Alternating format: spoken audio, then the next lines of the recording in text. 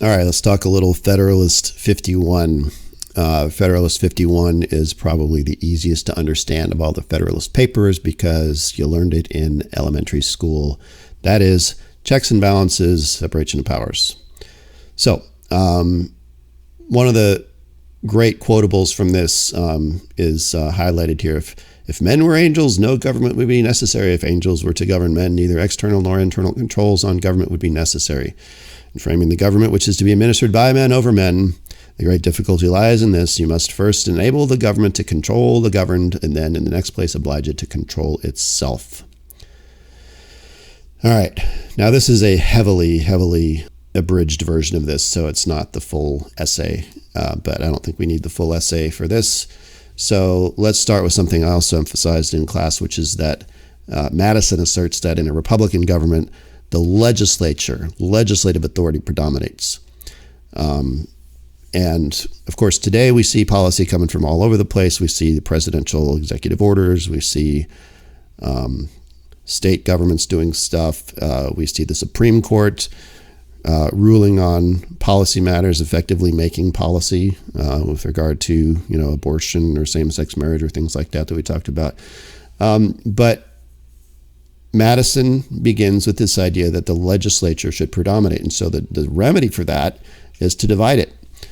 And because the legislature is so powerful, Madison presumes you have to arm the executive. So as the weight of the legislative authority requires it should be thus divided, the weakness of the executive may require it should be fortified. And he argues for the veto power. So the executive is going to have power over the legislative.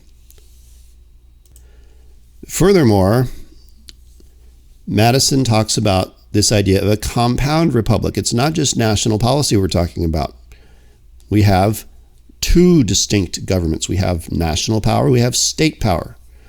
And so federalism serves as another check beyond just the three branches and the checks and balances that they have. Don't forget, a compound republic, very important element of Federalist 51.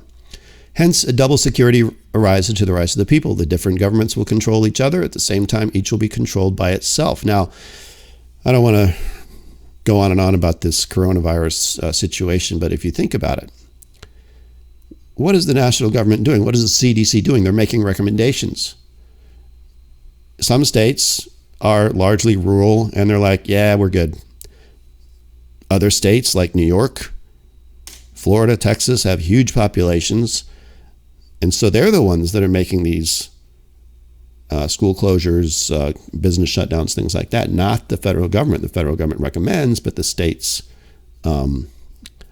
ultimately carry out the policy. So again, this double security idea is right there in Federalist 51. So Madison also talks about civil rights, religious rights. So he kind of implies that there should be a Bill of Rights, I suppose, talking about justice is the end of government. Now, justice, we say the end of government. What does that mean? The purpose of government. It's what should happen when government functions is justice. It is the goal of civil society, the end of civil society. Justice is the essential part to a civilized society. Okay. So, and again, that's pretty much all you have in Federalist 51. So just to recap, separation of powers, checks and balances are what are needed to keep the government in check. Legislature should predominate, but you give the executive some power to keep them in check. And again, just basic checks and balances. You should be able to, in a response referencing Federalist 51, you should be able to recall all of the basic checks and balances. Congress passes laws, the president can veto, the courts have judicial review.